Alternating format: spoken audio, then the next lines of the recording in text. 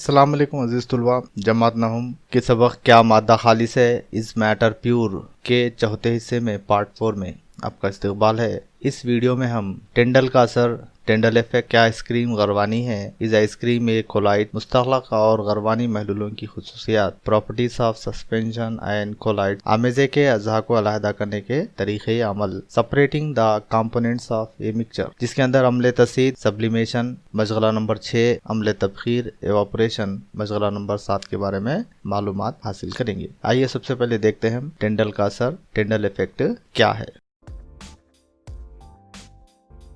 غروانی محلول میں ذرات مرئی روشنی کی شعاع کو بآسانی منتشر کرتے ہیں۔ شعاعوں کا یہ انتشار ٹینڈال کا اثر، ٹینڈل ایفیکٹ کہلاتا ہے۔ اس اثر کو اس سائنسدان کے نام سے منسوب کیا گیا ہے۔ ٹینڈل نامی سائنسدان نے اس کو دریافت کیا۔ جس نے اس اثر کو دریافت کیا تھا، ٹینڈل کا اثر آپ روزمرہ زندگی میں بھی دیکھ سکتے ہیں۔ جب آپ کے کمرے میں کسی چھوٹے سے سوراخ سے روشنی کی شعاعیں داخل ہوتی ہیں، آپ یہ مشاہدہ اپنے گھر میں کر سکتے ہیں۔ ایک ایسے کمرے کا انتخاب کیجیے جہاں سورج کی شعاعیں کھڑکی سے راست طور پر داخل ہوتی ہوں۔ کھڑکی کو اس انداز سے بند کیجیے کہ ذرا سی جگہ باقی رہ جائے اس میں، یعنی تھوڑی سی جگہ باقی رہ جائے تاکہ روشنی اندر کمرے کی جانب آ سکے۔ اس اثر کا مشاہدہ آپ صبح چہل قدمی کے دوران ایسی سڑک پر کر سکتے ہیں جس کے دونوں جانب گھنے درخت ہوں۔ جب سورج کی شعاعیں شاخوں اور پتوں سے گزرتی ہیں تو گرد کے ذرات نظر آتے ہیں۔ آپ باورچی خانے میں بھی ٹینڈل کا اثر اس وقت دیکھ سکتے ہیں جب چولہے سے نکلنے والا دھواں روشنی سے ٹکراتا ہے۔ جب سورج کی شعاعیں جھاڑیوں سے ہو کر گزرتی ہیں تو فضا میں پائے جانے والے پانی کی جو بوندیں ہیں وہ ہوا میں منتشر جز کے طور پر پائی جاتی ہیں، جس سے روشنی ان ذرات سے ٹکرا کر منتشر ہوتی ہے، جس کی وجہ سے ٹینڈل کا اثر اس کا مشاہدہ کیا جا سکتا ہے۔ کیا آئس کریم غروانی ہے؟ از آئس کریم ایک کولائڈ؟ آئس کریم ایک ایسا آمیزہ ہے جو دودھ، شکر اور مخصوص خوشبو کا مجموعہ ہوتا ہے۔ اس آمیزے کو دھیمی رفتار سے ٹھنڈا کر کے آئس کریم کی شکل دی جاتی ہے۔ بھینٹنے کے عمل کے دوران ہوا کے بلبلے جھاگ بن جاتے ہیں اور آئس کریم کی قلموں کو چھوٹے ذرات میں تقسیم کر دیتے ہیں۔ بعد ازاں یہ آمیزہ جو ٹھوس یعنی جو دودھ کے اجزاء، پروٹین اور فیٹس، مائع، پانی اور گیسز ہوا کے بلبلے پر مشتمل ہے، ایک قدر پیچیدہ شکل اختیار کر لیتا ہے جو آئس کریم کی شکل میں حاصل ہوتا ہے۔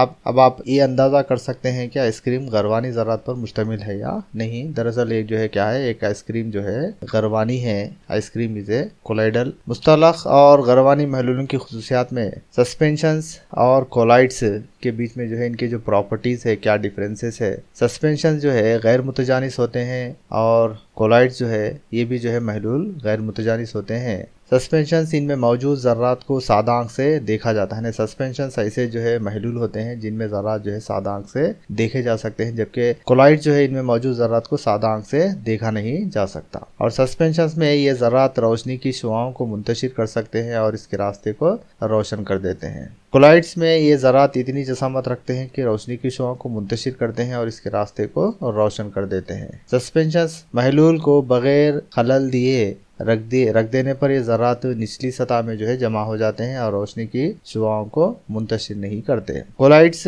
محلول کو خلل نہ دینے کے باوجود یہ ذرات تہہ نشین نہیں ہوتے، یعنی غروانی محلول خیام پذیری ہوتے ہیں۔ سسپینشنز مستغلق محلول غیر خیام پذیر ہوتے ہیں۔ تختیر کے ذریعے محلول کے اجزاء کو علیحدہ کیا جا سکتا ہے، یعنی تختیری کاغذ کو استعمال کرتے ہوئے سسپینشنز میں جو ذرات ہیں وہ ذرات کو الگ کیا جا سکتا ہے۔ کولائڈز میں عمل تختیر کے ذریعے محلول کے اجزاء علیحدہ نہیں کیا جا سکتا۔ انہیں علیحدہ کرنے کے لیے مرکز گریز طریقہ اپنانا پڑتا ہے۔ جیسے آپ مثال میں دیکھ سکتے ہیں، جب ہم پانی کے اندر چاک پیس کے ڈسٹ پارٹیکلز جب ڈالتے ہیں، پاؤڈر ڈالتے ہیں چاک پیس کا، تو کچھ دیر ان کو رکھنے کے بعد یہ تہہ نشین ہوتے ہیں، تہہ میں جمع ہو جاتے ہیں اور ان کو آسانی سے ہم فلٹر کر کے الگ کر سکتے ہیں۔ جبکہ دودھ پانی میں حل کرنے کے بعد اسے عمل تختیری پیپر کے ذریعے یا عمل تختیر کے ذریعے یہ اجزاء کو علیحدہ نہیں کیا جا سکتا۔ جیسا کہ شکل میں بتایا گیا ہے، سولوشنز، محلول، کولائڈ اور سسپینشنز۔ کولائڈز میں آپ جو ذرات پائے جاتے ہیں انہیں سادہ آنکھ سے نہیں دیکھ سکتے، جبکہ سسپینشنز میں سادہ آنکھ سے ذرات آسانی سے دکھائی دیتے ہیں۔ اور کولائڈز اور سسپینشنز میں لائٹ گزرتی ہے، اور جب لائٹ گزرتی ہے تو یہ اس لائٹ کو منور کرتے ہیں، منتشر کرتے ہیں۔ آئیے اب ہم دیکھتے ہیں کہ آمیزے کے اجزاء کو علیحدہ کرنے کے طریقے عمل، separating the components of a mixture, عام طور پر غیر متجانس آمیزوں کے اجزاء کو طبعی طریقوں سے علیحدہ کیا جا سکتا ہے، جیسا کہ ہاتھ سے علیحدہ کرنا، ہینڈ پکنگ کا عمل جو ہے، اور تختیر فلٹریشن پروسیس ہے، چھاننے کا عمل وغیرہ جو ہے۔ بعض دفعہ کسی آمیزے کے اجزاء کو الگ کرنے کے لیے خصوصی طریقے اپنانے پڑتے ہیں، جیسے تختیر ہے، تیراؤ ہے، خلماؤ اور لون نگاری، کروموٹوگرافی وغیرہ جو ہے، یا ایسے طریقے ہیں جن سے یہ عمل کیا جا سکتا ہے۔ آئیے سب سے پہلے ہم سبلیمیشن عمل تسید کے بارے میں دیکھتے ہیں۔ مشغلہ نمبر 6 ایکٹیویٹی 6 عمل تسید کے ذریعے جو ہے آمیزوں کے اجزاء کی علیحدگی، separation of components of mixture by sublimation. مقصد امونیم کلورائڈ اور عام نمک کے آمیزے سے امونیم کلورائڈ کو علیحدہ کرنا، اور اس کے لیے تجربے کے جو درکار آلات ہیں، ریکوائرڈ مٹیریل ہے، چینی کٹورا، چائنا ڈش، شیشے کی خیپ، انورٹڈ فیونل، امونیم کلورائڈ، عام نمک، کامن سالٹ، روئی، کاٹن پلگ اور اسٹو۔ طریقہ عمل میں 1 چمچہ عام نمک اور 1 چمچہ جو ہے امونیم کلورائڈ لے کر انہیں ملا دیجئے۔ اس آمیزے کو ایک چینی کے کٹورے چائنا ڈش میں لیجئے۔ اب یہ ایک ایسے شیشے کی خیپ لیجئے جیسا کہ شکل میں بتایا گیا ہے، جس کو کٹورے پر ڈھانکا جا سکتا ہے۔ اس کو کٹورے پر ڈھانک دیجئے۔ خیپ کی نلی کو روئی کے پھائے سے بند کر دیجئے۔ اب چینی کے کٹورے کو اسٹو پر رکھ کر کچھ دیر گرم کیجئے۔ خیپ کی دیواروں کو غور سے دیکھیے، جیسا کہ جو ہے شکل میں بتایا گیا ہے۔ ایک انورٹڈ فیونل ہے، خیپ ہے، اور یہاں پہ جو ہے نیچے کی طرف جو ہے اسٹو دیا گیا ہے۔ اسٹو کے اوپر جو ہے ایک چائنا ڈش ہے، چائنا ڈش کے اندر مکسچر آف امونیم کلورائڈ اور سالٹ دیا گیا ہے۔ جب اس کو ہم گرم کرتے ہیں، گرم کرنے پر جو ہے یہ امونیم کلورائڈ کے جو ویپرز ہے، بخارات ہے، یہ جو ہے باہر کی طرف نکلتے ہوئے دکھائی دیتے ہیں، جو خیپ کی جو ہے دیواروں پر